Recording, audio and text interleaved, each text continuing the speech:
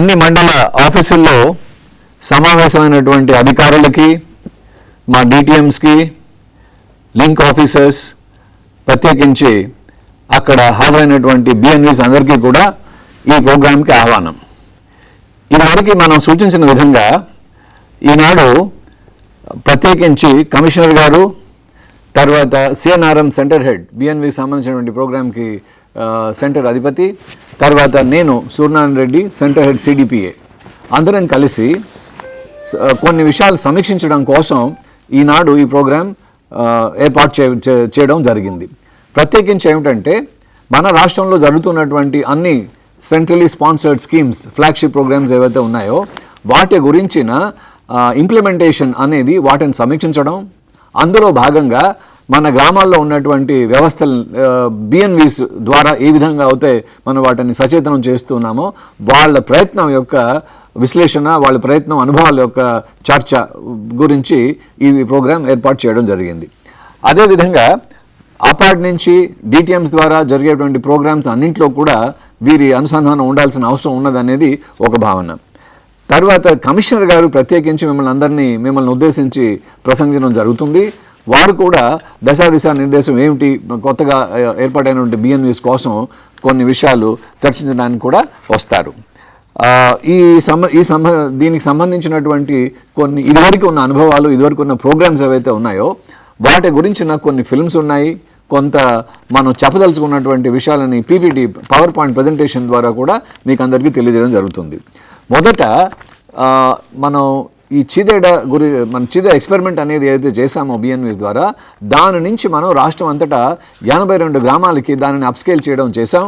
ఈ 82 గ్రామాల అంతటా కూడా బిఎన్వీస్ ఏ విధంగా పనిచేశారో, వాళ్ళు చేసినటువంటి ప్రత్యేకమైన కార్యక్రమాలు పూనుకుని ఏవైతే చేశారో, ఇటు అధికారులకేను ఈ ప్రోగ్రామ్స్ మధ్య సమన్వయం చేస్తూ ఎలాంటి సక్సెస్ స్టోరీస్ వాళ్ళు సాధించారో ఇవన్నీ కూడా ఒక ఎక్స్పెరిమెంట్ చేసిన తర్వాత మనం ఈ మధ్య కాలంలో మొయినాబాద్ ఒక మండల్ స్థాయికి ఈ ఎక్స్పెరిమెంట్ తీసుకెళ్లాలనేది కూడా చేయడం జరిగింది.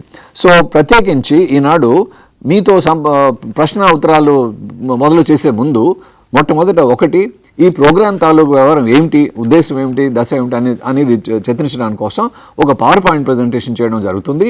ఆ తర్వాత ఈ కాన్సెప్ట్, బిఎన్వీస్ కాన్సెప్ట్ ఏ విధంగా మనం చేసాం అనేది, ఒక గ్రామంలో ఏవైతే ఎక్స్పెరిమెంట్ చేశామో దానిని ఒక ఫిల్మ్ రూపంలో చూపెట్టడం జరుగుతుంది.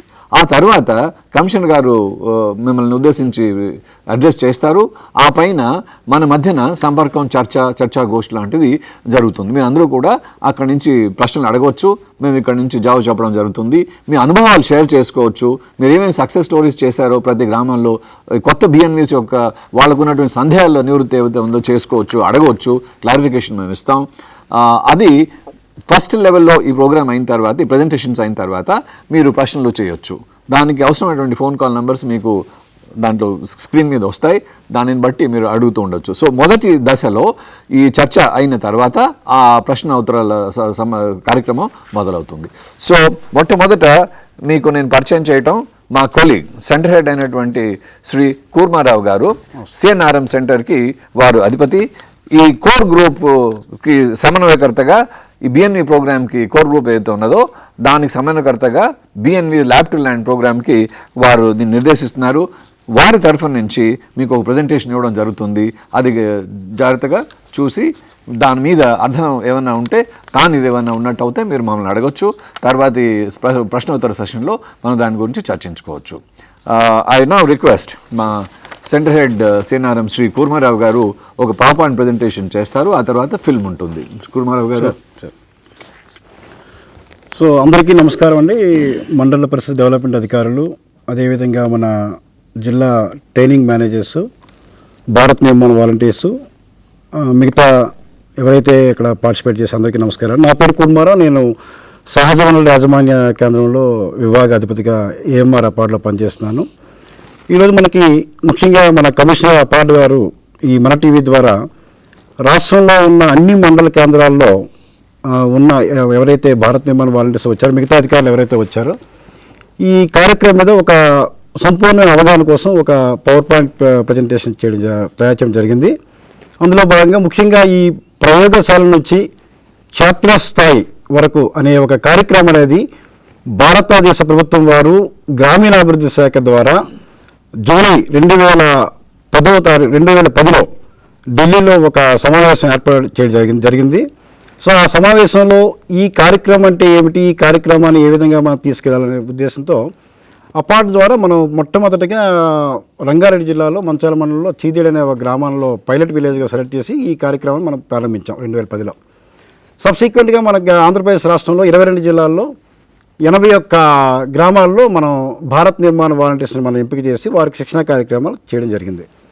అయితే ఈ ప్రయోగశాల నుంచి క్షేత్రస్థాయి వరకు అనే కార్యక్రమం ఏంటంటే ముఖ్య ఉద్దేశం ఏంటంటే కొన్ని దశాబ్దాల కాలంగా కేంద్ర ప్రభుత్వము ఆంధ్రప్రదేశ్ ప్రభుత్వం వారు అనేక సంక్షేమ అభివృద్ధి కార్యక్రమాలు అమలు చేయడం జరుగుతుంది. అయితే ప్రతి సంక్షేమ అభివృద్ధి కార్యక్రమం గురించి గ్రామీణ స్థాయిలో ఉండే కుటుంబీకులకి దాని మీద సంపూర్ణమైన అవగాహన ఉన్నప్పుడు ఆ ప్రతి సంక్షేమ లేదా అభివృద్ధి కార్యక్రమంలో వారి పూర్తి భాగస్వామ్యం ఉన్నట్లయితే ప్రణాళిక బాగా చేయొచ్చు. అదేవిధంగా ప్రణాళిక బాగా ఉంటే అమలు బాగా చేయొచ్చు. అమలు బాగా అయితే ప్రతి పథకం లేదా అభివృద్ధి పథకం సంక్షేమం కానీ అభివృద్ధి పథకంలో వారి యొక్క లక్ష్యాలని అధిగమించడానికి అవకాశం ఉంటుంది. అదేవిధంగా లక్ష్యాలు అధిగమించే దిశలో ట్రాన్స్పరెన్సీ అంటే పారదర్శకత అండ్ జవాబుదారీతనము అనేది ముఖ్యంగా ఉంటుంది. సో ఆ ఉద్దేశంతో ల్యాబ్ టు ల్యాండ్ ఇనిషియేటివ్ అంటే ప్రయోగశాలను క్షేత్రస్థాయి అనే కార్యక్రమాన్ని భారతదేశ ప్రభుత్వం వారు గ్రామీణాభివృద్ధి శాఖ ద్వారా గత 3 సంవత్సరాల నుంచి మన ఆంధ్రప్రదేశ్లో కీ క్యాప్ అనే ఒక పదముతో మనం అమలు చేస్తున్నాం రాష్ట్రంలో. అయితే 81 గ్రామాలే కాకుండా ఈరోజు రాష్ట్రంలో సుమారు 750 మండలాల్లో మనం కొత్తగా కూడా మన భారత్ నిర్మాణ వాలంటీర్స్ని ఎంపిక చేయడం జరిగింది. సుమారు 15,000 మంది భారత్ నిర్మాణ వాలంటీర్స్ సెలెక్ట్ చేయడం జరిగింది. అయితే ఈ ప్రయోగశాల నుంచి క్షేత్రస్థాయి అంటే ఏమిటి, భారత్ నిర్మాణ వాలంటీర్స్ యొక్క పాత్ర ఏంటి దీంట్లో అనేది మనం చాలా స్పష్టంగా తెలుసుకోవాలి. ఇది ఈ కార్యక్రమం అనేది మనం డబ్బులు ఇచ్చే కార్యక్రమం కాదు. స్వచ్ఛందంగా ఎవరైతే తన గ్రామంలో తన కమ్యూనిటీకి అభివృద్ధి చేయడానికి అవకాశం ఉండడానికి ఇది ఒక ప్రణాళిక రచించి మనం చేస్తున్నాము. అయితే భారత్ నిర్మాణ వాలంటీర్స్ ఎవరు, వాళ్ళు ఏమి పాత్ర ఏంటనేది మనం ఇప్పుడు పవర్ పాయింట్ ద్వారా తెలుసుకునే ముందు యాక్చువల్గా కొన్ని పైలట్ విలేజ్లో కొన్ని కేస్ స్టడీ చేసాము. ఆ కేస్ స్టడీస్ మనకి చాలా ఇంపార్టెంట్గా మనకి అంటే ఒక మండలంలో మనం చేసాము. ఇక్కడ మీరు చూస్తే మీ మండలం, మీ గ్రామంకి ఒక మండలం ఉంటుంది. ఆ మండలంలో మనం చూస్తే ఇక్కడ ఒకసారి మీకు అబ్జర్వ్ చేస్తే చాలా డిపార్ట్మెంట్స్ మనకి మండలంలో అందుబాటులో ఉన్నాయి. సర్వీసెస్ అంటే మన సంక్షేమ అభివృద్ధి కార్యక్రమాలకి అందుబాటులో ఉన్నాయి.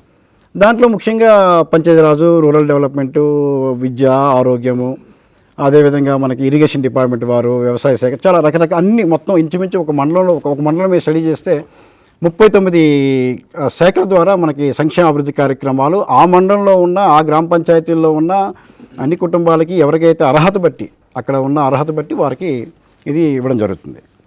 అదేవిధంగా ఒక గ్రామంకి వస్తే గ్రామంలో కూడా చాలామంది ఉన్నారు. ఉదాహరణకి మనకి major flagship programme government of ఇండియాది మహాత్మా గాంధీ జాతీయ గ్రామీణ ఉపాధి హామీ పథకం. అందులో మీకు తెలుసు ఫీల్డ్ అసిస్టెంట్ క్షేత్ర స్థాయి సహాయకులు ఆయన మన కుటుంబాల నుంచి వచ్చిన ఎవరైతే పనికి ముందుకు వచ్చే మన కూలీలు ఎవరైతే ఉన్నారో వారికి మండల యంత్రాంగంలో ఉండే సాంకేతిక నిపుణులు అందరికీ ఈ అనుసంధానంగా ఉండి అంటే ఒక సంవత్సర కాలంలో మనకి గవర్నమెంట్ యాక్ట్ బట్టి అంటే సెంట్రల్ గవర్నమెంట్ యాక్ట్ బట్టి 100 రోజులు సంవత్సర కాలం 100 ప్రతి కుటుంబానికి 100 రోజులు మనకి పని కల్పించాలి. మినిమం వేజ్ కూడా వారికి వచ్చేటట్టుగా అనుసంధానం చేసి ఆ విధంగా క్షేత్రస్థాయి ఫంక్షనరీ మనకున్నారు. అదేవిధంగా Panchayat secretary, revenue secretary, next ANM, anganwadi worker, sweepers, ఇలాగ రకరకాల డిపార్ట్మెంట్స్ నుంచి చాలామంది విద్యా వాలంటీర్సు, సాక్షర భారతి కోఆర్డినేటర్స్, ఎలక్ట్రీషియన్ చాలామంది ఉన్నారు. సో వీరందరూ సుమారు ఒక గ్రామంలో సర్పంచ్, వార్డు మెంబర్స్ అందరితో కలిపి ఒక గ్రామంలో మేము కేస్ స్టడీ చేసినప్పుడు 39 మంది ఫంక్షనరీస్ ఉన్నారు. అయితే ఇన్ని సంక్షేమ అభివృద్ధి కార్యక్రమాలు గ్రామాల్లో ఉండే ప్రజలకి, అదేవిధంగా ఆ ప్రజలు ఎవరైతే మన లైఫ్ స్టాక్ పాపులేషన్ ఏవైతే ఉన్నాయో, మిల్చ్ క్యాట్లు కానీ వారికి కావాల్సిన న్యాచురల్ సహజ వనరులు ఏవైతే ఉన్నాయో అవన్నీ మంచి ప్రణాళికతో వాటిని బాగా ఉపయోగించుకొని అభివృద్ధి చేస్తూ సుస్థిరంగా ఉంటూ వాళ్ళని ఈ సర్వీసెస్ని పక్కాగా పారదర్శకతతో, జవాబుదారీతనంతో అందించే బాధ్యత ఇటు ప్రభుత్వానికి అటు కమ్యూనిటీకి మధ్యలో వారధులుగా మన భారత నిర్మాణ వాలంటీర్స్ యొక్క సహాయ సహకారంతో మనం చేయడానికి ఈ ప్రణాళిక మనం రచించి మనం చేస్తున్నాం. అదేవిధంగా మనకి ఈరోజు ఫ్లాగ్షిప్ ప్రోగ్రామ్స్ కూడా ఒక ఐటమ్గా మన కమిషనర్ గారు చెప్పారు. అందులో ముఖ్యంగా మీరు చూస్తే గ్రామీణాభివృద్ధి శాఖ ద్వారా మీరు చూస్తే మీకు తెలుసు, అందరికీ తెలుసు, మహాత్మా గాంధీ జాతీయ గ్రామీణ ఉపాధి హామీ పథకము, అదేవిధంగా సమగ్ర నదీ పరివాహక నిర్వహణ కార్యక్రమం అంటే integrated watershed management programme ఈరోజు రాష్ట్రంలో 12 జిల్లాల్లో ఇది అమలు అవుతుంది. సుమారు 454 IWMP ప్రాజెక్ట్స్ అమలు చేస్తున్నారు. అదేవిధంగా స్వర్ణ జయంతి గ్రామ స్వరాజ్ గారి యోజన అనే ఒక పథకం కూడా ఉంది. దాన్నే కొత్తగా నేషనల్ రూరల్ లైవ్లీహుడ్ మిషన్ అని పెట్టారు. ఇప్పుడు దాన్ని ఆజీవిక అనే ఒక పదంతో అమలు చేస్తున్నాం రాష్ట్రంలో.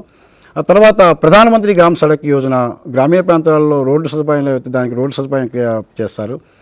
అదేవిధంగా గ్రామీణ ప్రాంతాల్లో ఉండే కుటుంబీకులకి ఇంటికి నీరు సదుపాయం ట్యాప్ ద్వారా ఇచ్చే కార్యక్రమం national rural drinking water programme అనే కార్యక్రమం కూడా మనకి పెట్టడం జరిగింది.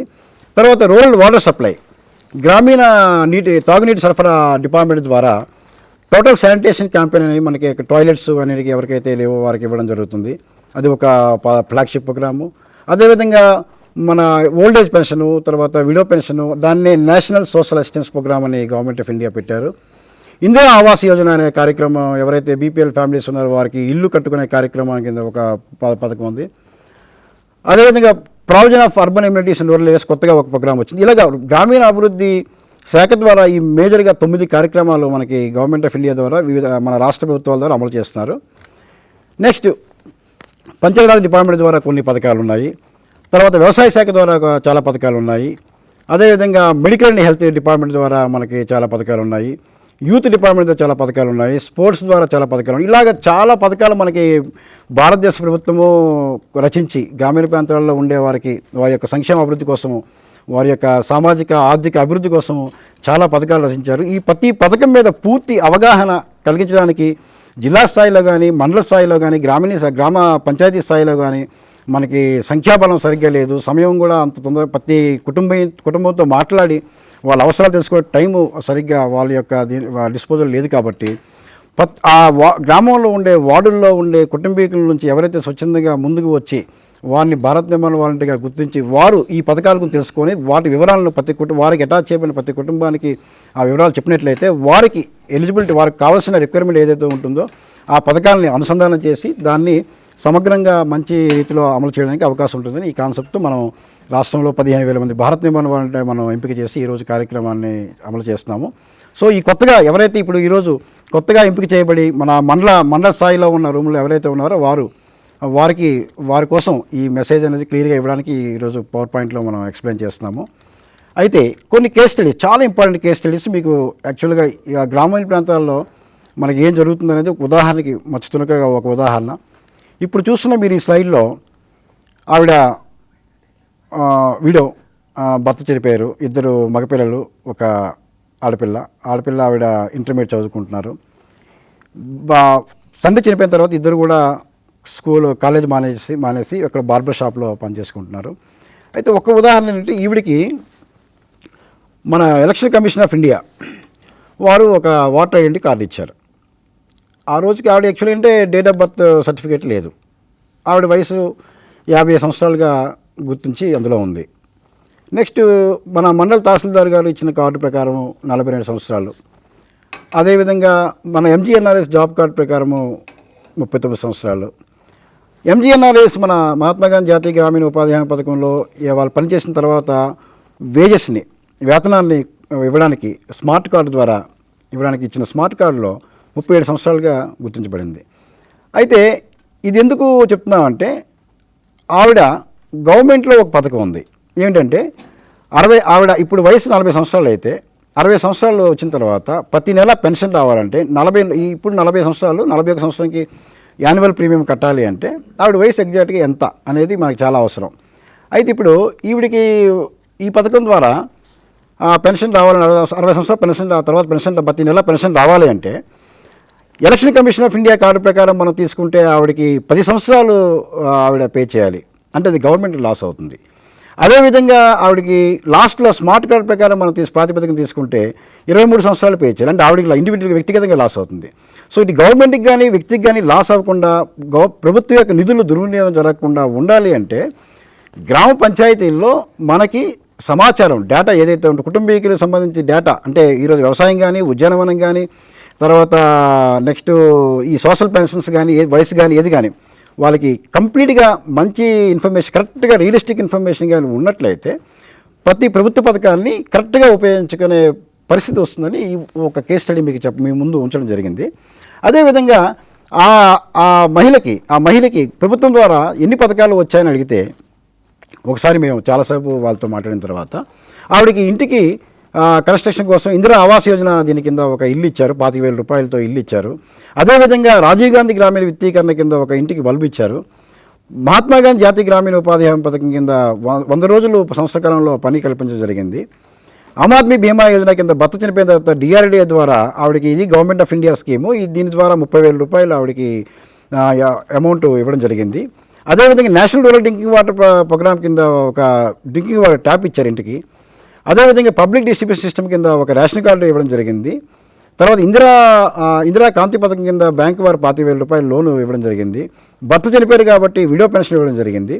సో ఇన్ని సంక్షేమ అభివృద్ధి కార్యక్రమాలు వచ్చినప్పటికీ ఆవిడ పరిస్థితి ఈరోజు దారిద్ర్య దిగువన ఉందా ఎగువన ఉందా అని ఒకసారి స్టడీ చేసినట్లయితే ఇందులో చాలా వరకు మీరు చూస్తే అన్నీ ఏదైతే ప్రభుత్వం ద్వారా వచ్చిన డబ్బులు ఏదైతే ఉందో ఉదాహరణకి ఇల్లు తీసుకుంటే ఇంటి మీద ఇన్వెస్ట్మెంట్ చేసింది కానీ ఆ ఇంటి మీద ఇన్వెస్ట్ చేసిన అమౌంట్ మీద రూపాయి ఆదాయం రాదు.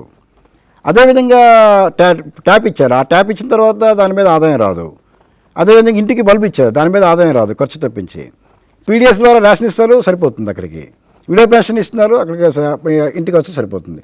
సో ఆవిడకి ఆవిడ ఎప్పుడైతే మన ఈ ప్రోగ్రాంలో అపార్ట్ ద్వారా మనం ఇంటరాక్షన్ టైం టు టైం చేసినప్పుడు ఇద్దరు కుమారులు ఒక బార్బర్ షాప్లో రోజుకి 100 రూపాయలకి పనిచేస్తున్నప్పుడు వీరు సొంతంగా ఒక షాపు తీసుకొని వారు ఇప్పటి ఆమ్ ఆద్మీ బీమా యోజన కింద గవర్నమెంట్ వారు ఇచ్చిన 30,000 రూపాయలు వారు సేవింగ్స్ చిట్ ఫండ్ ద్వారా వచ్చిన 30,000 60,000 కలిపి ఒక షాప్ తీసుకొని ఇద్దరు ఈరోజు 1,30,000 రూపాయలు అదనంగా వారు కుటుంబానికి సొంతంగా సంపాదించుకుంటారు. దే హ్యావ్ బికమ్ వనర్స్ అయిపోయారు ఒక షాప్కి.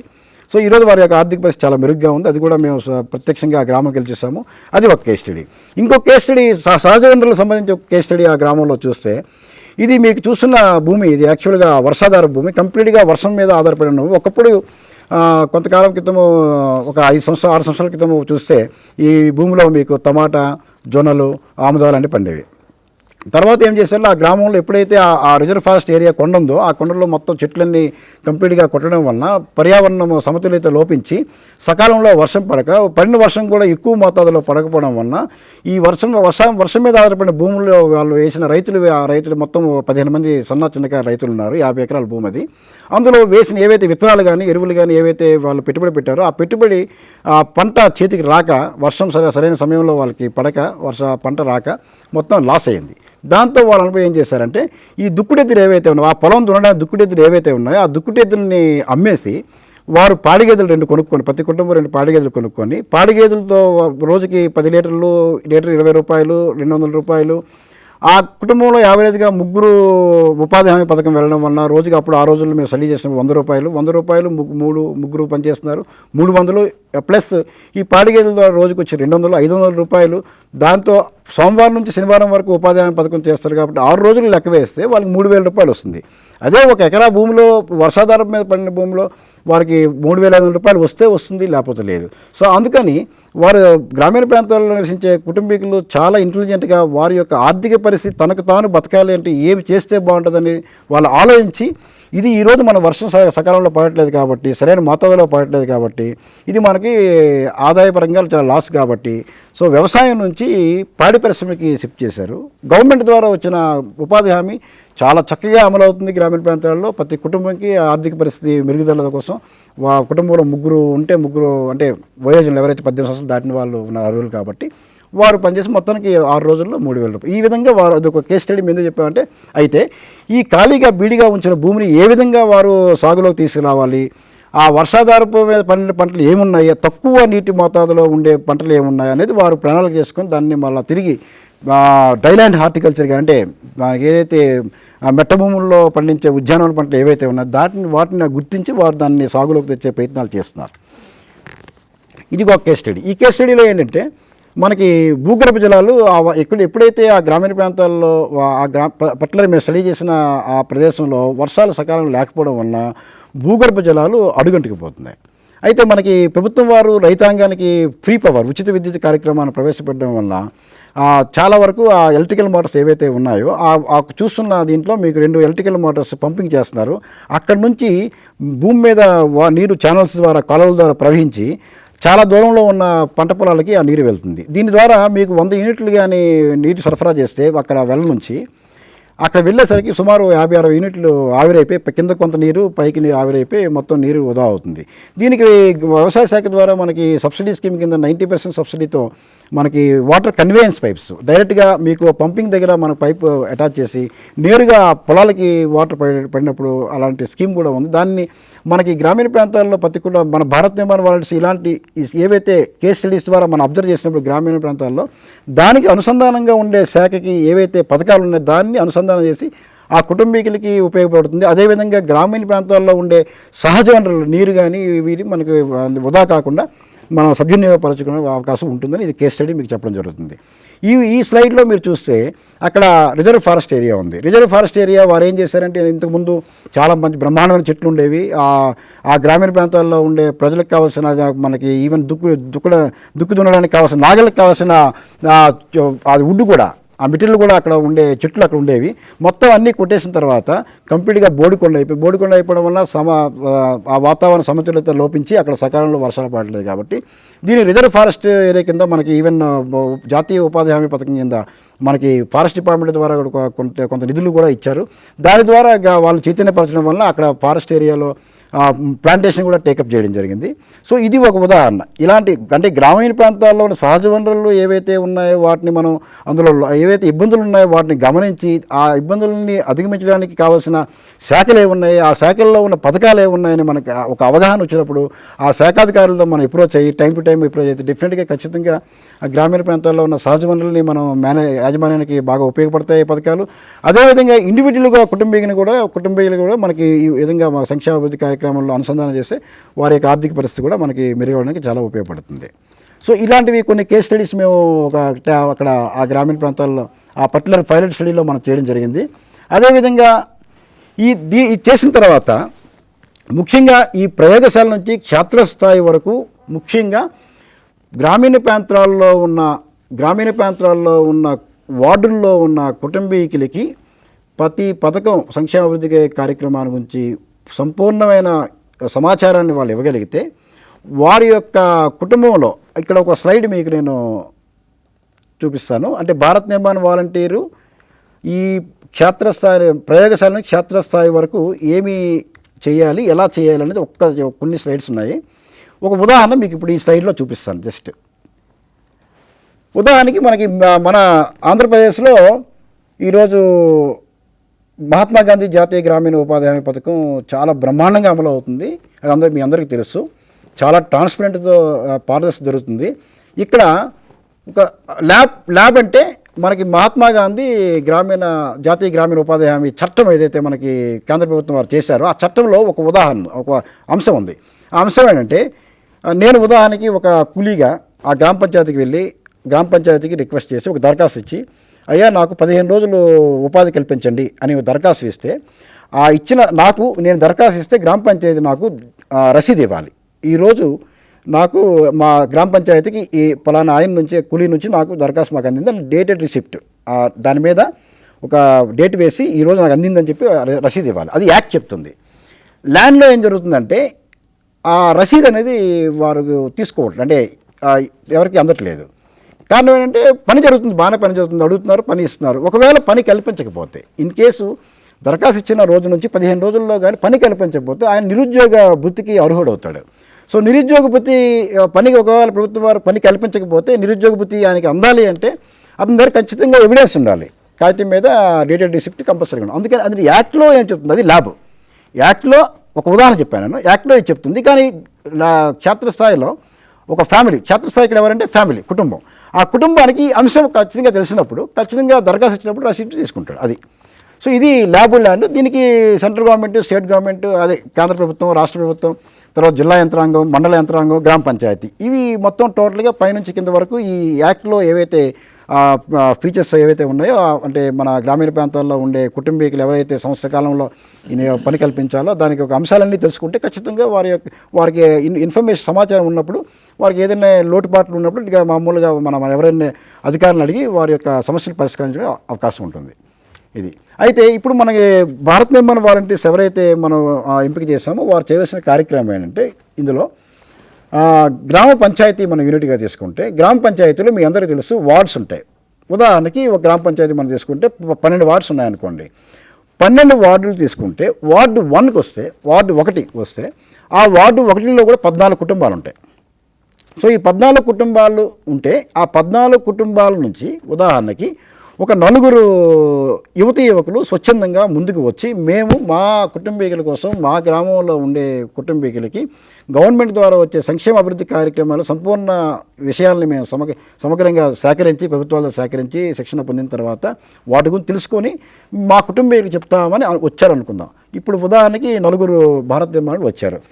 అక్కడ ఆ వార్డు 1లో 14 కుటుంబాలు ఉంటే ఒక భారత నిర్మాణ వాలంటీర్ అతను 4 కుటుంబీకుల్ని ఎంపిక చేసుకుంటారు. 2వ భారత నిర్మాణ వాలంటీర్ 4 కుటుంబాలను ఎంపిక చేసుకుంటారు. 3వ భారత నిర్మాణ వాలంటీర్ 3 కుటుంబాలను ఎంపిక చేసుకుంటారు. 4వ భారత నిర్మాణ వాలంటీర్ 3 కుటుంబాలను ఎంపిక చేసుకుంటారు. 1 భారత నిర్మాణ వాలంటీర్ అనే 4 కుటుంబీకులతో అతనికి ఏ రోజైతే ఆ కుటుంబానికి ఆయనకి సమయం ఖాళీగా ఉన్నప్పుడు 1 గంట కానీ 2 గంటలు కానీ మాట్లాడి, ఉదాహరణకి ఆ కుటుంబం ఫ్యామిలీ 1 ఒక కుటుంబం 1 దగ్గరికి వెళ్ళారనుకోండి, ఆ భారత నిర్మాణ వాలంటీర్ ఆ ఇంటికి వెళ్ళిన తర్వాత థ్యాచ్డ్ హౌస్ ఉంది, గడ్డిల్లు ఉంది. గడ్డిల్లు ఉంటే మనకి ఏంటి ఏమి ఇవ్వచ్చు? ఇందిరా ఆవాస్ యోజన కేంద్ర ప్రభుత్వం వారి యొక్క పథకం ఉంది ఇల్లు ఇవ్వడానికి. అదేవిధంగా మనకి ఇందిరమ్మ హౌసింగ్ ప్రోగ్రాం రాష్ట్ర ప్రభుత్వం వారు ఎవరికైతే బీపీఎల్ ఫ్యామిలీస్ ఎవరికైతే అర్హులు ఉన్నారో వాళ్ళందరికీ ఇల్లు కట్టే కార్యక్రమం కూడా ఈరోజు చాలా ఎక్కువగా చేస్తున్నారు. సో అది అక్కడ భారత నిర్మాణ వాలంటీర్ వెళ్ళి తన పుస్తకంలో ఒకటి ఈయనకి గడ్డిల్లు ఉంది, సో ఇందిరా ఆవాస్ యోజన పథకం కింద కానీ లేకపోతే ఇందిరా హౌసింగ్ ప్రోగ్రామ్ కార్యక్రమం కింద కానీ ఒక ఇల్లు ఇవ్వచ్చు. రెండవది, ఆ ఇంట్లో ఒక అతనికి హార్ట్ ప్రాబ్లం ఉంది. హార్ట్ ప్రాబ్లం ఉంటే ఆరోగ్యశ్రీ పథకం కింద ఆయనకి కార్పొరేట్ హాస్పిటల్కి రిఫర్ చేయొచ్చు. సో రిఫర్ చేయాలి, ఏ హాస్పిటల్ రిఫర్ చేయాలి, ప్రైవేట్ హాస్పిటల్ రిఫర్ చేయాలంటే ఆరోగ్యశ్రీ పథకం కింద గవర్నమెంట్ వారు అప్రూవ్ చేసిన ఏవైతే హాస్పిటల్స్ ఉన్నాయో వాళ్ళ లిస్ట్ కూడా మనం భారత నిర్మాణ వాలంటీర్ తీసుకుంటే ఖచ్చితంగా ఆ హాస్పిటల్కి రిఫర్ చేయడం జరుగుతుంది. అదేవిధంగా ఆ ఇంట్లో స్కూల్ డ్రాప్ అవుట్ ఉన్నారనుకోండి, స్కూల్కి వెళ్ళి మానేసి ఇంట్లో పని చేసుకునే పిల్లలు ఉన్నారనుకోండి, సో మిడ్ డే మీల్ ప్రభుత్వం వారు మిడ్ డే మీల్ స్కీము చాలా బాగా అమలు చేస్తున్నారు మన స్కూల్స్లో. సో దాని గురించి చెప్పిన తర్వాత ఎవరైతే స్కూల్ డ్రాప్ అవుట్స్ ఉన్నారో దాన్ని కూడా మనం తీసుకొని ఆ పిల్లల్ని ఆ స్కూల్లో ఎన్రోల్ చేయడానికి అవకాశం ఉంటుంది.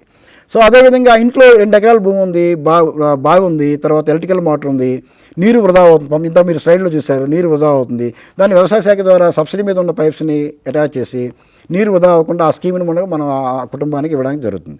సో అదేవిధంగా ఆ కుటుంబంలో ఎవరికైనా ఓల్డేజ్ బాగా 60 సంవత్సరాలు దాటిన వాళ్ళు ఎవరైనా ఉంటే ఓల్డేజ్ పెన్షన్ రాకపోతే, ఆ వృద్ధాపింఛన్ రాకపోతే వృద్ధాపింఛన్ కూడా మనం ఎండిఓ గారికి అప్రోచ్ అయ్యి ఇప్పించడానికి అవకాశం ఉంటుంది.